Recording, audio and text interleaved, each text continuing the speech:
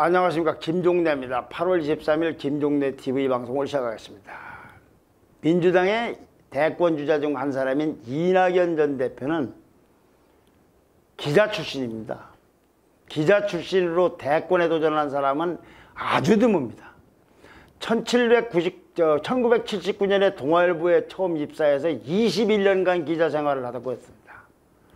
정치부 기자도 했고 도쿄 특파원도 했고 국제부장도 거친 다음에 김대중 전 대통령이 권유로 정계에 입문해가지고 지금까지 정치를 하고 있는 사람입니다. 열린민주당의 비례대표 김의겸 의원은 1990년도에 한겨레신문에 입사해서 정치부 기자하고 사회부장하고 논설위를 거쳐서 문재인 청와대 대변인을 지냈던 사람입니다. 이 김의겸 의원은요, 친여 성향입니다. 열린민주당이니까요. 근데 이제 국회에서 무슨 안건조정위원회를 만들려고 그러면은 여야가 동수로 돼야 됩니다. 그런데 다른 당이 언론중재법에 대해서 참여를 안 하려고 그러니까 김의겸 의원을 민주당이 아닌 사람이라고 해서 이걸 여당이 아니라 야당 취급을 해서 야당으로 티오를 만들어서 그쪽으로 간 다음에 그래가지고 야당 몫으로 들어가서 여당 손을 들어간 겁니다. 이게 일종의 알박기를 한 사람입니다. 남성이나 여성의 신체를 지니고 태어났지만 자신이 반대의 성을 가진 사람이라고 인식하는 사람을 우리는 흔히 트랜스젠더라고 합니다. 아주 혹평을 하면은 야당 티오로 들어가서 여당 역할을 한 트랜스젠더형 정치인 아닌가 싶어요. 김의겸 의원이.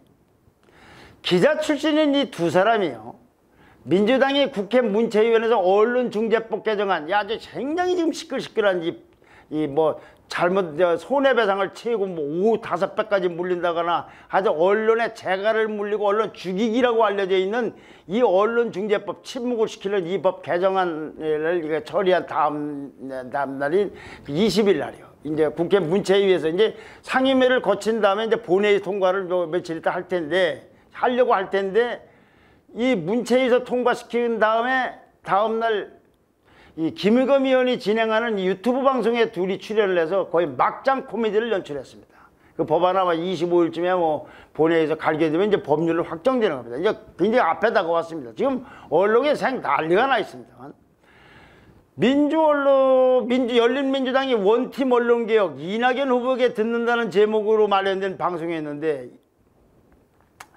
이 자리에서 두 사람은요, 전두환 50 시절의 정부 앞잡이 노릇하던 어용연론을 연상케 하는 우리 언론사의 길이 남을 치욕스러운 발언을 했습니다. 난 거창하게 얘기할 것 없이 이낙연 주자가 몸담았던 동아일보, 그리고 김의겸 의원이 몸담았던 한겨레 신문이 친정 후배들에게 무슨 낯으로 볼지 난 궁금합니다. 잘 아시다시피요, 아까도 얘기했지만 언론중재법 개정이라는 건 징벌적 손해배상을 5배를 아주 악법 중에 악법입니다. 그럼 제만 그렇게 생각하는 게 아닙니다. 야당이라든가 학계라든가 시민단체라든가 언론계 등에서 일제히 재갈법이라고 언론 재갈 물리는 걸라고 비판하고 있고, 심지어는요 세계신문협회라든가 또는 서울에 있는 내신기자 클럽까지 나와서 비판 성명을 낼 정도입니다. 전 세계가 이 문제를 들여다보고 있고 우리나라에는 외신기자들도 이걸 하고 있다 이거죠. 이 개정안은 비판 언론을 침묵시키고 한국의 민주주의 전통을 훼손할 것이라고 경고를 하고 있습니다.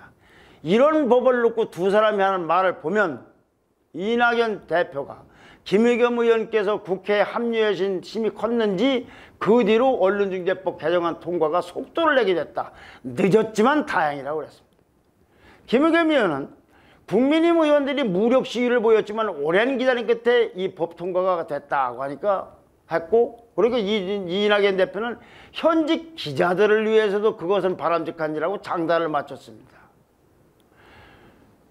아니 저는 좀 이낙연 대표에게 정말 묻고 싶은 게, 지금 이낙연 대표를 취재하고 있는 기자들을 그 사람들하고 물어보시죠. 현직 기자들이 이거를 우리들을 위해서 이게 바람직한 일이라고 생각을 하는지, 어떻게 이런 말을 할 수 있는지 도저히 이해를 못하겠습니다. 이낙연 대표는 한술 더 떠서요. 언론에 대한 국민의 신뢰도가 매우 낮아졌다. 과거에는 매체간 경쟁이 별로 심하지가 않아서 정보가 맞는지 안 맞는지 확인할 시간이 있었는데 지금은 모든 매체의 기자가 속보 경쟁에 들어가 있다. 과거는 많이 취재하고 적게 보도했는데 지금은 적게 취재하고 많이 보도하고 있는 것 같다고 그랬습니다. 이거 후배들이 들으면 기절초풍할 얘기입니다.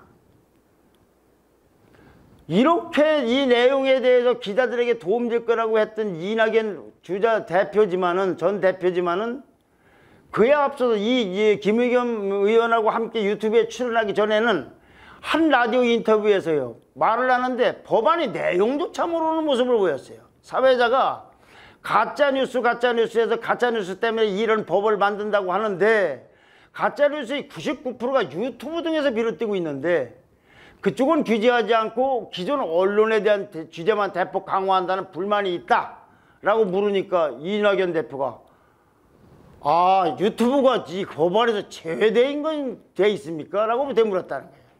유튜브라든가 SNS 등 1인 미디어는 제외하고 기존 언론들만 대상으로 설계된 것이 이 민주당의 언론중재법인데 이 기본 골자를 모르고 있는 거예요. 신문 방송만 하고 있지 유튜브라든가 SNS는 이 규제 대상으로 포함되지 않았다는 걸 모르고 있는 겁니다. 여기 지금 사회자가 가짜뉴스의 99%가 유튜브 등에서 비롯되고 있다고 한 말, 본 방송과의 주제와는 관련 없습니다만 99%인지는 모르나 저도 그런 비판을 받기 싫어서 온건 보수의 목소리를 강하게 사실에 입각해서 하고자 노력을 하고 있는 겁니다. 그러나 굉장히 무슨 아주 막 톡톡 쏘는 재미가 없다든가 이럴 수도 있고 또 제가 그렇게 사실에 입각해서 하려고 하지만 부분적으로는 오보가 있는지 모르지만 이렇게 유튜브에 대해서 비판적인 발언이 많은 겁니다. 그런데 이 사회자로서는 유튜브에 반유튜브적인 생각을 하는 건 아니겠습니다만은 아니 왜 하려면 다 하지 유튜브나 SNS를 왜 빼느냐? 그러니까 이낙연 대표 말이 아니 그게 빠져 있습니까? 라고 이러면서 무슨 현역 기자들이 이게 도움이 될 거란 얘기를 하는 겁니다. 근데 이낙연 대표는 본인이 이제 제가 지금 대표지만 버릇 때문에 그런 거지만 이낙연 전 대표가 실제로 민주당의 대표이던 지난 2월 당시에는 측근인 윤영찬 의원이라고 있습니다. 이낙연 캠프에서 중요한 역할을 하고 있는 이낙연 의원의 동아일보 후배입니다. 이 윤영찬 의원이 발의한 정보통신망법을 통해서 가짜뉴스를 근절하겠다면서 미디어에 의한 징벌적 손해배상 이 법안을 민주당이 중점 처리할 법안의 리스트에 포함을 시켰습니다. 이렇게 해서 이게 속도가 나서 지금 물꼬가 터진 겁니다. 이걸 이렇게 앞장을 섰던 장본인인데 이런 사람이 법안 내용도 모르고서 이걸 했다는 게 무슨 얘기인지를 모르겠습니다. 이낙연 대표의 이낙연 주자의 그 표현대로 한다면 이런 겁니다. 기자 얘기가 아니라 기자들이 많이 취재해서 적게 보도하고 적게 취재해서 많이 보도하는 게 아니라 과거 정치인은 많이 알아보고 적게 말했는데 이낙연 대표야말로 덜 알아보고 적게 알아보고 많이 말하는 것 같지 않는가 이런 생각이 듭니다. 그런 이낙연 캠프에서 최근에는요 이낙연 후보를 비방을 주도하는 유튜브 방송 실태라는 제목의 8달짜리 분량의 문건을 작성한 게 논란입니다. 이게 뭡니까? 블랙리스트 아닙니까? 이것도 굉장히 심각한 문제예요. 왜 그걸 분류를 해서 그놈을 갖고 대응하느냐 이거 굉장히 시끌시끌합니다. 도대체 기자 출신이 민주당에서 무슨 일을 하더라도 기자의 실태를 알아서 제가 기자들이나 언론이 문제가 없다는 걸 얘기하는 게 그렇다고 해서 이렇게 거의 사망 선고에 가까운 무지막지한 법안을 만드는 것 이거는 곤란하다는 이야기를 적어도 기자 출신으로 대권 주자니까 민주당 내에서 의견을 개진해서 개정하려면 좀 합당하게 언론사의 의견도 들어가면서 했어야 될 거 아닙니까? 이걸 마다하고서 세상의 언론인들이 다 반발하고 있는 이런 법안을 앞장세우면서 이렇게 말을 하고 있다. 이거 왜 이러겠습니까? 두말할 거 없이 이번 대통령 후보 경선에서 1등이 안 되고 자꾸 밀리고 이러니까 강성 진보라든가 이 친문층의 표심을 얻으려고 표를 하는 겁니다. 그러면 이낙연 대표의 지지율이 올라가고 있습니까? 기자 출신이 언론인 죽이기에 앞장서고 있고 당내 경선에서는 자기 브랜드를 내놓기보다는 네거티브에 열을 올리고 있으니까 아무리 대깨문이 지지해도 올라갈 리가 있습니까? 우리나라에 대깨문만 있습니까? 한국갤럽이 지난 17일부터 19일까지 차기 정치자에서 지도자의 호감 지지도가 아니라 호감도하고 비호감도를 조사했습니다. 이것이 뭐와 관련이냐면 확장성과 관련이 있습니다. 아, 호감도가 있으면 지금은 지지율이 낮더라도 확장성이 있겠구나. 비호감도가 많으면 확장은 그냥 잘못하면 지지율이 또 줄어들 수도 있는 거죠. 자, 호감도 순서입니다. 이재명 40%, 윤석열 29%, 이낙연 24% 순입니다. 이낙연 중에 3명 중에서 꼴 3등입니다. 다른 후보는 너무 떨어지니까. 지지율이 떨어지니까 아마 조사가 좀 덜 된 것 같습니다. 자, 그럼 비호감도는 어떤가? 싫어하는 거. 이거는 이낙연 62%, 윤석열 58%, 이재명 50% 순서입니다. 이건 또 1등을 하고 있는 겁니까? 이낙연 후보는 호감도는 3등이고 비호감도는 1등이다.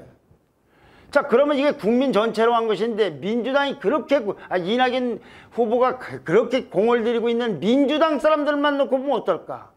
이낙연 후보에 대한 호감도는 41%, 비호감이 47%, 여기도 6%포인트 차이가 나는 만큼 비호감도가 높습니다. 근데 지난 3월달, 한 5달 좀 지난 전에 조사한 걸로는 호감이 56%, 비호감이 32%였습니다. 그러니까 호감은 15%가 떨어졌고 비호감은 15%가 늘어났습니다. 아무리 그렇게 해도 그렇게 노력을 해도 이 비호감도가 높아지고 호감도가 줄어들고 있고 지금 그렇게 15%씩 차이가 나고 올라갈 건 안 올라가고 내려갈 건 안 내려가고 이렇게 돼 있는데 그 결과물로서 지금은 3등이다. 호감도는 3등이고 비호감도는 1등이다. 왜 이렇게 했습니까? 지금 예를 들면 이런 거예요. 칼럼니스트 황교익 씨가 경기관광공사 내정됐다가 이제 취소가 됐는데 굉장히 시끄러웠지 않습니까? 이거 이낙연 캠프의 상임 부위원장인 신경민 전 의원이 일본 도쿄나 오사카 관광공사에 맞을 뿐 우리나라에는 안 맞고 이런 공사의 사장이나 맞을 뿐이라고 공격을 했습니다. 그래서 황교익 씨가 그전까지는 그냥 공방을 주고받다 여기서부터 발끈을 했습니다. 그래서 이해찬 무슨 김어준 씨니 이런 사람까지 개입을 해서 이제 양쪽 다 사과를 했는데 이낙연 대표도 이제 친일 거는 건 과했다고 사과를 했습니다. 황교안 대표도 사과를 하고요. 그리고 황교익 씨는 사과도 하고 이제 자진 사퇴했습니다. 후보자로부터. 자, 그랬는데 이낙연 후보자가 이 라디오 인터뷰에서 하는 말이 나는 그 일에 대해서는 한 번도 언급한 적 없다. 그리고 대부분의 후보들은 후보 캠퍼에 가지도 않는다.